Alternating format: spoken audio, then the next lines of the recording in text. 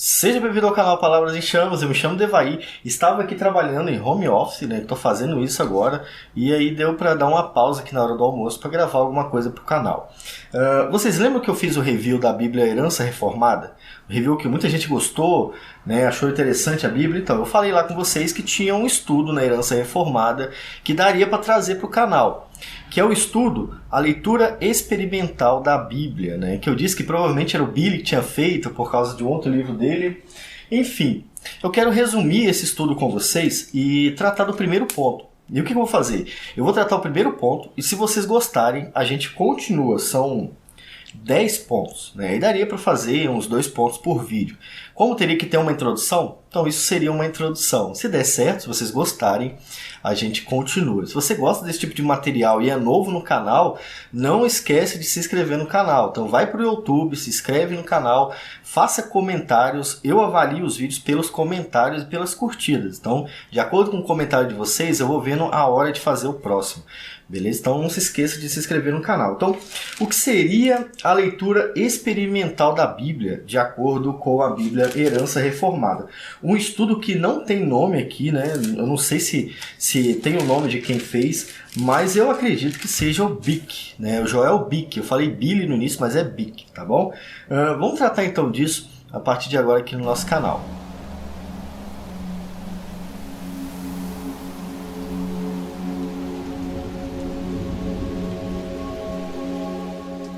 Bom, e antes de tratar sobre a leitura experimental em si, a gente precisa lembrar que existem alguns tipos de leitores bíblicos, né? Existe, como é que eu vou dizer? Estilos diferentes de leitores. Então tem gente que vai ler a Bíblia só para aliviar a tensão. Tem gente que vai ler a Bíblia porque não tem nada para fazer.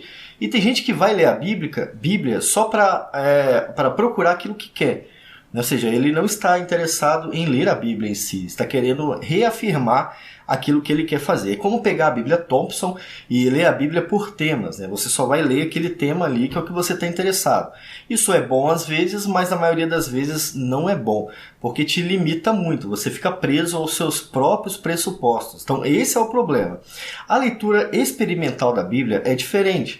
Ela vai fazer com que o leitor busque na Bíblia aquilo que a Bíblia tem para dizer para ele. É o contrário do que a gente faz. Geralmente nós vamos na Bíblia ler o que a gente quer na Bíblia. Então, se eu quiser falar sobre livre-arbítrio, ou eleição incondicional, eleição e predestinação, eu já vou direto nos textos. Não é errado fazer isso. Agora, fazer isso sempre é errado. Tá? Fazer isso toda vez é errado. Você precisa deixar que a Bíblia leia você. Como é que é esse negócio de Bíblia te ler? A Bíblia é um livro e eu sou uma pessoa. Como que a Bíblia pode me ler, né? A Bíblia nos lê a partir do momento que as verdades nela tocam a nossa alma. Então, para isso, você precisa ler a Bíblia.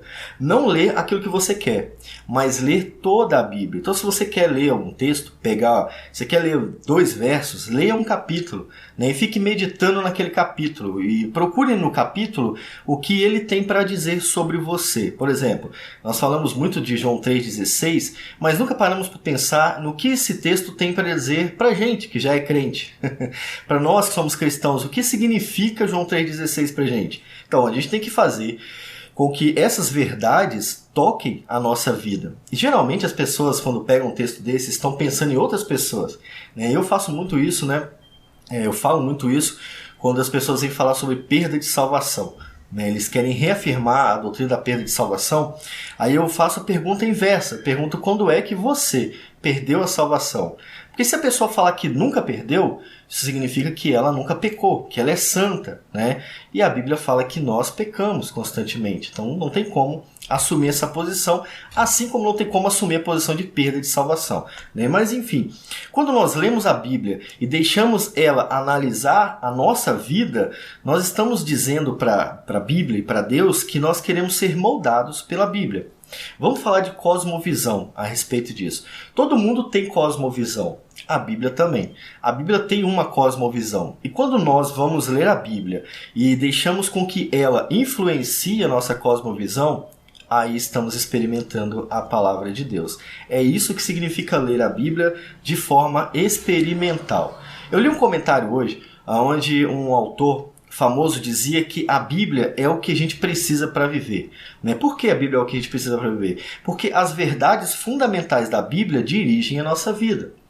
E aí uma outra pessoa veio falar de legalismo. Né? Ele comentou lá sobre esse tipo de leitura ser uma leitura legalista. Né? O tipo de leitura que vai influenciar a nossa vida é legalista de acordo com o pressuposto do autor do comentário. Bom, não é isso que acontece. A Bíblia tem uma cosmovisão que é a cosmovisão de Deus. Aquilo que Deus quer para a gente está na Bíblia. Então, quando nós vamos ler a palavra de Deus, nós precisamos entender que a nossa cosmovisão é inferior, é limitada e é pecaminosa. E que a Bíblia tem uma cosmovisão perfeita. E a própria Bíblia reafirma isso. A própria palavra de Deus fala sobre isso. Quer ver? Salmo 119, versículo 9, diz o seguinte: de que maneira poderá o jovem guardar puro o seu caminho? Ou seja, de que maneira o jovem consegue viver sem errar muito? Né? Sem pecar. De que maneira que ele consegue viver de forma inteligente, sadia, sábia? Né?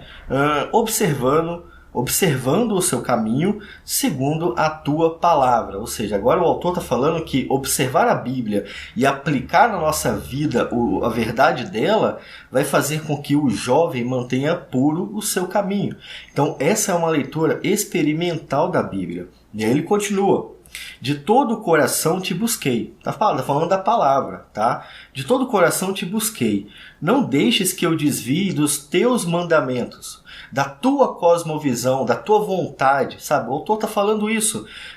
Guardo a tua palavra no meu coração, para não pecar contra ti. Essa é a leitura experimental da Bíblia. Agora, eu vou citar um exemplo para vocês entenderem na prática como é isso, antes de passar para o primeiro ponto do nosso estudo.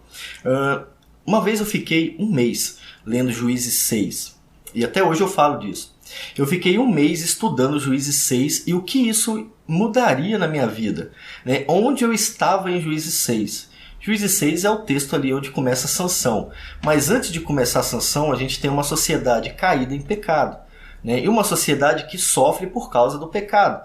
Deus castiga essa sociedade. Eu fiquei me imaginando naquela situação. O que Juízes 6 tem para me dizer? Sabe, qual é o meu pecado que faz com que eu seja castigado constantemente por Deus, assim como foi com a nação que entrou na terra prometida em Juízes 6. Essa é uma leitura experimental da Bíblia. É a Bíblia tocando aquilo que eu faço. E é aí que eu comecei a mudar questões morais, questões sociais, questões espirituais. Eu precisava mudar, porque senão eu estaria sendo mostrado em Juízes 6. É claro, eu não sou perfeito e não me tornei perfeito por causa disso, mas isso me deu um bom direcionamento. Eu fiz o que o autor de Salmo 119 fez: guarda a tua palavra no teu coração para não desviar do seu caminho. Isso é uma leitura experimental. O que você precisa para fazer isso? Tá? Vou finalizar aqui falando do primeiro ponto.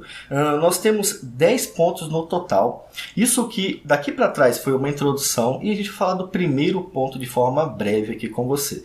Primeiro ponto: como podemos ler a Bíblia experimentalmente?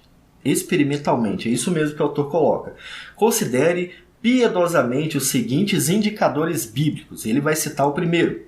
Primeiro ponto para você viver de forma piedosa e experimentar a palavra de Deus: respeite a Bíblia como a única e completa autoridade sobre toda a sua vida. Vamos por partes. Primeiro, respeite a Bíblia. A Bíblia não é um livro para ser lido de qualquer jeito. Ela não é um livro do Senhor dos Anéis. Ela é a palavra de Deus. Então ela merece respeito e a posição da Bíblia nunca vai mudar. Sabe, Jesus disse que a palavra dele nunca passaria. Essa também é a Bíblia, a vontade de Deus, nunca vai passar. Então o lugar da Bíblia é estabelecido pelo próprio Deus e a gente tem que respeitar isso. Já se temos que respeitar a Bíblia, obviamente ela deve ter a primeira opinião na nossa vida. Então o que eu quero e o que eu acho tem que estar abaixo do que a Bíblia quer, do que a Bíblia acha. Então isso é ler experimentalmente. Depois disso ele vai falar da completa autoridade. Nós não devemos tomar decisões que na Bíblia são contrárias. Isso tem a ver com a nossa vida social, com a nossa vida acadêmica, com a nossa família, com os nossos patrões, nosso emprego. Nós devemos estar sempre embaixo da autoridade das Escrituras. Então, se a Bíblia não mandou você fazer o que você quer fazer, você não vai fazer. E pronto, porque a Bíblia é a autoridade. Então, nós devemos colocar a Bíblia no lugar dela, diferente do que o Vitor falou. E depois ele se corrigiu mais ou menos, ficou ruim pra caramba, né? Porque é muita cara de pau, obviamente, mas a Bíblia, ela tem que estar no seu lugar. Nós devemos respeitar a Bíblia como a única e completa autoridade para a nossa vida. Ou seja, a Bíblia não fala apenas da sua vida religiosa. Ela não vai tratar apenas da sua vida com Deus, né, da sua intimidade com Deus, mas ela vai tratar sobre todos os aspectos da sua vida. Isso tem que influenciar toda a sua vida. E a gente não tem que ler a Bíblia para apontar os erros de outras pessoas, como muita gente faz. Nós devemos ler a Bíblia para apontar os nossos erros. E assim nós vamos experimentar a palavra. Eu vou ler o texto do autor, porque ficou muito bom. Ele diz o seguinte, Isaías diz: há a lei e ao testemunho. Se eles não falarem desta maneira, jamais verão a alva. Eu li o texto de Isaías 8:20 e sei o que ele está dizendo. O autor estava dizendo sobre pessoas que buscavam o futuro. Né? Eles iam em profetas que prediziam o futuro ou que conversavam com os mortos sobre o futuro. E aí Deus está falando assim, se essas pessoas não falarem da palavra de Deus, vocês podem desconsiderar, porque vocês nunca vão ter sucesso se não for pela minha palavra. É isso que ele está falando em Isaías 8, versículo 20. O autor vai escrever o seguinte aqui, Isso significa que não podemos nos afastar nem um pouquinho da Bíblia. Não somos juízes para julgar se a Bíblia é válida ou relevante em algum ponto. Além disso, outros livros e tradições humanas não podem ter sobre nossa vida a mesma autoridade que a Bíblia. Isso aqui é muito interessante, porque vocês vão achar outros livros interessantes. Vocês vão encontrar literaturas boas, só que essas literaturas também precisam estar abaixo da palavra de Deus. Isso é experimentar a Bíblia, né? Agora eu quero que você faça um exercício. Vá para um texto que você gosta. Vai para um texto que você gosta e que você lê sempre um verso. Você gosta lá de Ezequiel 34, versículo 2. Né? Beleza, você vai ter como exercício ler todo o capítulo ou todo o quadro do livro e trazer para si mesmo aquilo que a Bíblia está falando com você. Isso é experimentar a palavra de Deus. O segundo exercício, tente por um dia fazer exatamente o que a Bíblia manda fazer, a respeito daquilo que você tem que fazer com seus irmãos, com a sua família, com Deus, com você mesmo, a respeito do pecado. Tente viver aquilo que você prega durante um dia. Sabe, vai ser difícil para muita gente, não vai ser possível para a maioria, eu creio que não é possível viver dessa forma, não é algo simples assim, mas vai ser viver a vida que Deus quer, a Bíblia, aliás, experimentalmente, beleza? Fiquem com Deus e o próximo ponto a gente pode trazer mais 2, mas eu vou depender de vocês e dos comentários agora. Se você gostou do vídeo, se inscreva no canal. Se você tem alguma coisa para incluir, inclua, por favor. Se você já leu, não coloque aqui os outros tópicos, tá? Mas comente sobre o que a gente falou hoje e até o próximo vídeo aqui no canal Palavras em Chamas.